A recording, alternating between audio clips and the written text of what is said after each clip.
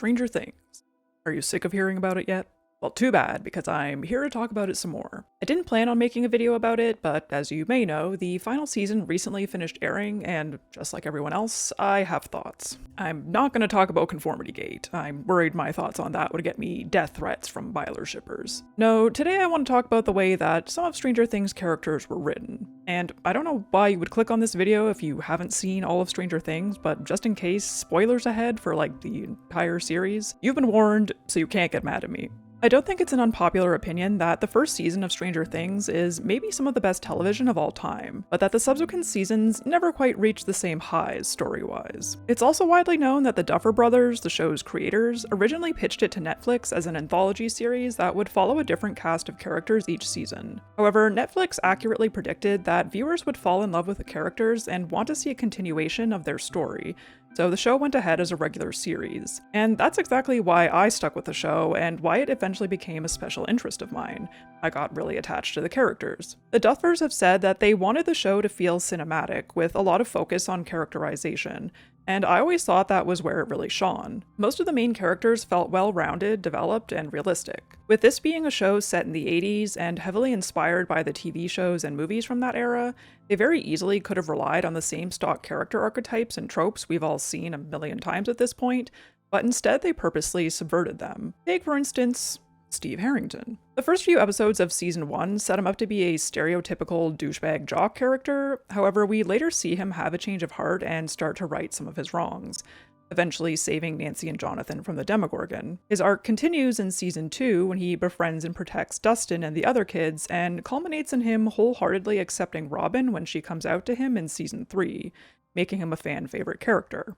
Although it probably doesn't hurt that Joe Keery is a very attractive man. Similarly, Nancy Wheeler is set up to be a typical preppy teenage girly girl, but once her best friend Barb goes missing, she shows herself more than willing and capable of getting her hands dirty and doing whatever it takes to kill the monster that took her friend. These are just two examples of what, in my opinion, is good character writing. Unfortunately, the Duffers seem to struggle to keep this up as the show went on. Before we talk about what specifically went wrong with the writing of Stranger Things characters, let me introduce you to the concept of flanderization. This is a term that was coined by the website TV Tropes to refer to a character in a serialized or long-running work of fiction who gets progressively reduced to their most basic traits and essentially ends up becoming a caricature of themselves. It's named after Ned Flanders from The Simpsons, a character who started off as a friendly, good Christian neighbor, but who morphed into a stereotypical Bible-thumping evangelical as the show went on. We started to see the flanderization process happening to some of the characters in Stranger Things as early as season 3, and it only got worse in seasons 4 and 5.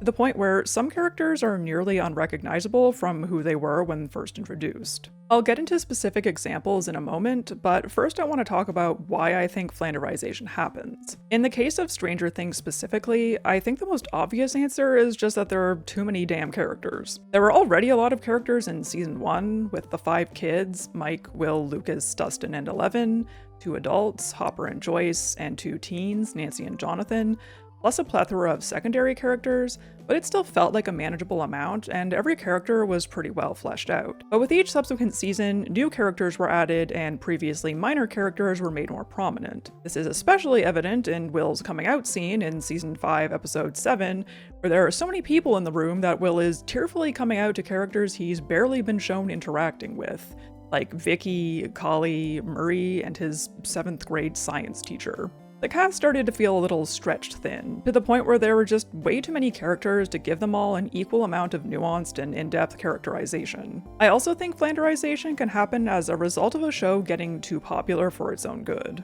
That's not to say that it's the audience's fault certain characters get written poorly, but I definitely think the writers take into consideration audience response to certain characters when writing them in later seasons, so I think they try to play into what fans seem to like about a character. However, in doing so, they sometimes flatten the character into just those fan-favorite quirks. This will become clearer when I discuss specific examples. One of the earliest and most egregious examples of flanderization in Stranger Things, in my opinion, was with Jim Hopper in season 3. In season 1, he was one of my favorite characters. He was always a little rough around the edges, but proved to have a heart of gold, being one of the first people to take Joyce Byers' claims that Will was still alive seriously, and doing whatever it took to bring him back, including putting himself in harm's way.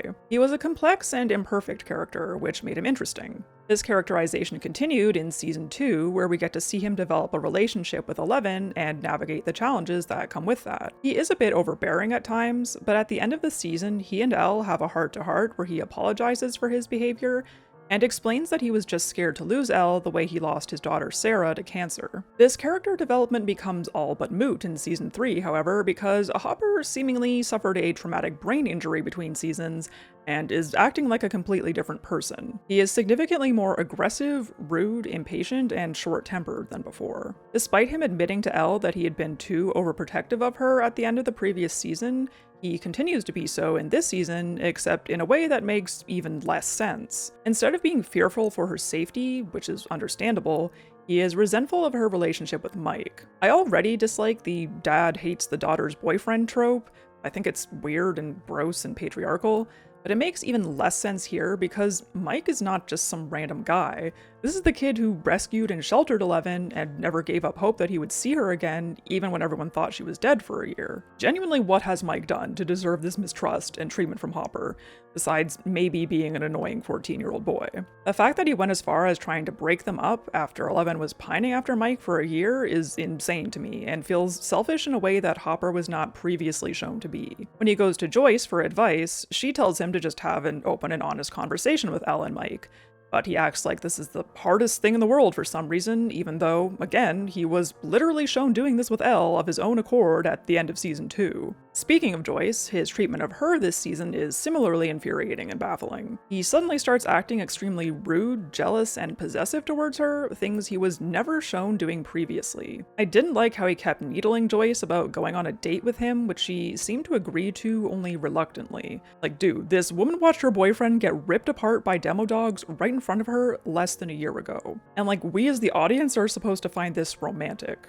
I suspect this is because fans started shipping Joyce and Hopper together, so the writers were like, okay, let's make it canon, but they decided to go the belligerent sexual tension route. That isn't a trope that I mind necessarily, but it gets to a point. It gets to a point. If even the characters in the show find Hopper and Joyce's constant bickering annoying, why would you think the audience wouldn't? Side note, but the whole people not believing Joyce when she notices something weird is going on also starts getting old by this season. Like, when has this woman ever been wrong? Hopper alone makes season 3 a bit of a difficult rewatch for me, and it's otherwise one of my favorite seasons. Sorry to any Hopper stans out there, but I kind of wish they had killed him off for real at the end of season 3. I think it actually would have been a good conclusion to his character arc and would have given the show some higher stakes. And although he does get a bit better in seasons 4 and 5, he still wasn't doing much for me. We also stopped doing character death fakeouts in 2026 and beyond.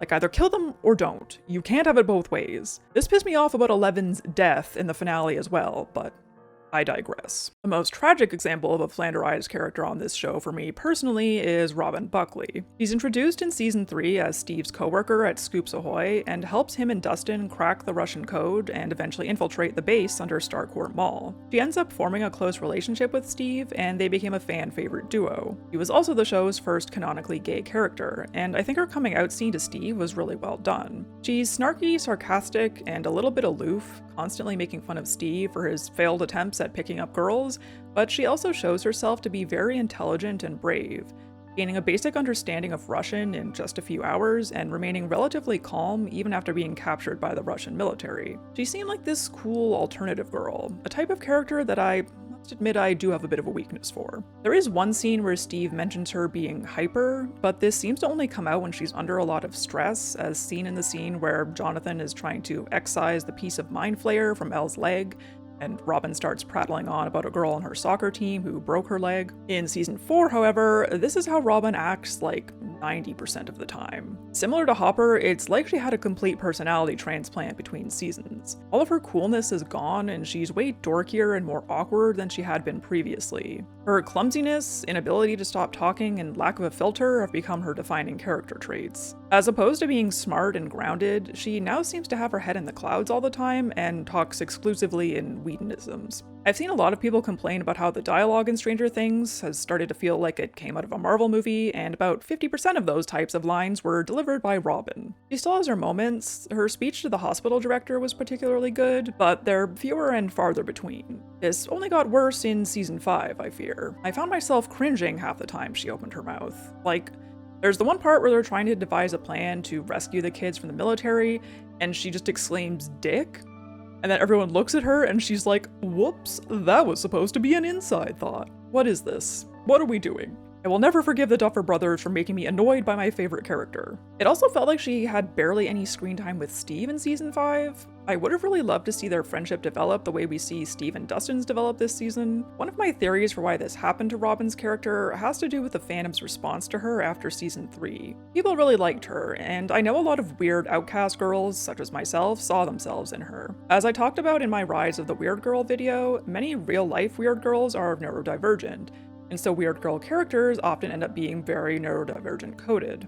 After season 3 aired, I saw a lot of fans headcanoning Robin as autistic or ADHD. While I highly doubt the Duffers initially intended for her to be neurodivergent, I do wonder if they saw these fan interpretations of her character and decided to play into them by emphasizing what people thought were her more neurodivergent traits. And don't get me wrong, I'd love to see more neurodivergent representation on mainstream TV, but I find that often the best representation is completely unintentional on the part of the creators, because when neurotypical people try to write neurodivergent characters, it tends to be not very good at best and wildly offensive at worst. It does kind of feel like the Duffers just Googled autism and were like, okay, struggles with social communication, so we'll make Robin say she doesn't have a good grasp on social cues.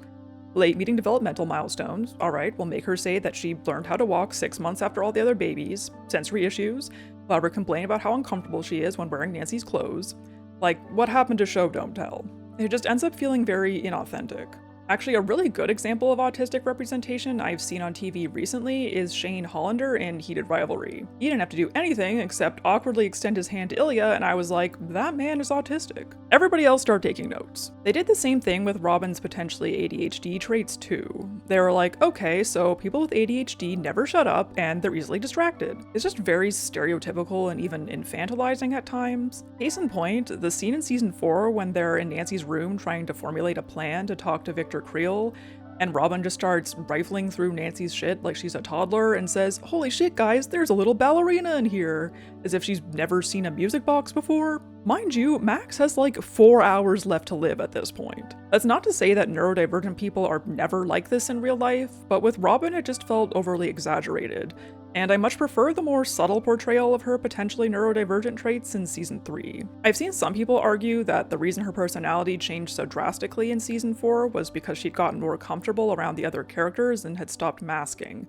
But there's no evidence that she had gotten to know any of the characters very well between seasons, aside from Steve, obviously. With characters like Nancy, it's pretty apparent that she hadn't really interacted with them at all since the events of the season 3 finale. Honestly, I need someone to ask the Duffers outright whether they intentionally wrote Robin as ADHD in the last 2 seasons, but unfortunately I don't think anyone cares about that except for me. Another problem is that I think the Duffers just weren't sure how to fit Robin in with the rest of the characters in season 4 onwards. In season 3, she's mainly just interacting with Steve, Dustin, and Erica, and I think those 4 characters had really good chemistry together. When it came time for Robin to join the larger group, her role was less clear.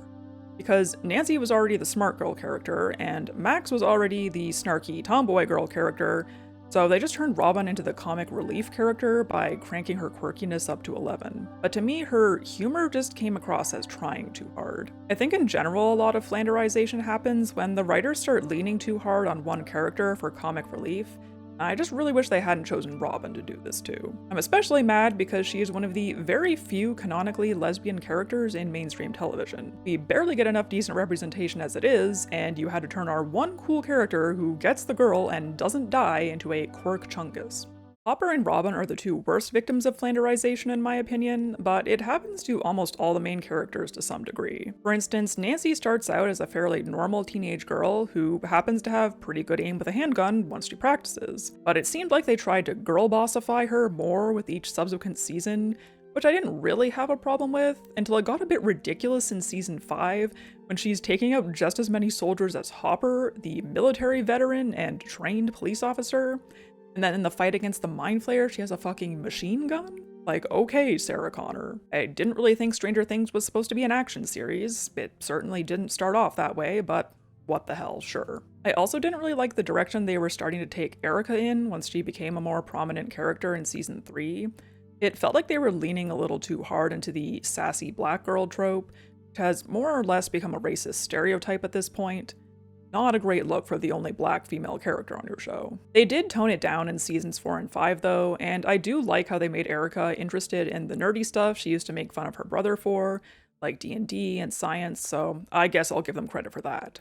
And only that. Dustin sort of ends up becoming an annoying know-it-all by season 5, and I hate to say it, they kind of butchered my boy Steve too. His character development from seasons 1 to 3 was he befriended Dustin and Robin, two people he would have never paid any mind to back when he was the most popular guy in school, and took on the role of being the kid's protector. It was evident he had grown and matured a lot from the person he was at the beginning of season 1, becoming a lot kinder and more responsible. So tell me why season 4 undid half of this by having him pining after Nancy again out of the blue, and complaining about having to look after the kids because they're getting in the way of him spending time with Nancy, who is very much still in a relationship with Jonathan, by the way. In season 5, having him and Jonathan competing for Nancy's affection was so irritating, and it felt out of character for both of them. I already don't like love triangles at the best of times, but I thought we wrapped this one up 3 seasons ago. And then during the finale, Steve's like, yeah, I've known for a while me and Nancy were never gonna work. So what was the point of all that then? Similar to Robin, Steve also became one of the designated comic relief characters, but they do this by just having him say shit that's really dumb. And then all the other characters roll their eyes and are like, Steve, you fucking idiot. Like, Steve was never supposed to be book smart, I get that.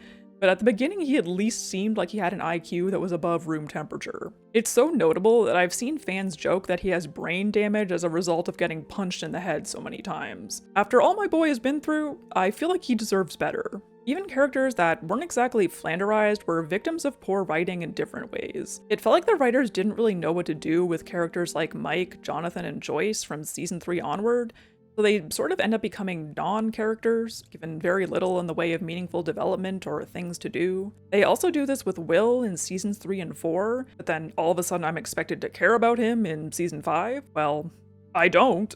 Pretty much the only characters that felt consistently written to me were Max and Lucas. And like maybe Elle, but Millie Bobby Brown's lip filler was distracting me every time she was on screen in season 5, so I don't even know. I don't have some grand thesis or anything to conclude this, it just sucks that this happened to a show that was genuinely so good and had such strong, lovable characters, especially to people who consider themselves to be outcasts. Season 5 was entertaining for the most part, but when compared with season 1, they feel like 2 completely different shows. But any such cases, I guess. I know this is a bit different than the videos I usually make, but like I said, I had a lot of thoughts after watching the Stranger Things finale, and I had to get them out of my head so I can finally move on. Now I am free to make Heated Rivalry the one mass market streaming series I obsess over before they inevitably fuck that up too. Anyways, what are your thoughts on the final season of Stranger Things? Do you think there's going to be a secret good 9th episode? Let me know down in the comments. As always, thank you so much for watching. If you enjoyed the video, liking, subscribing, commenting, and sharing are all very much appreciated. I'll catch y'all in the next one.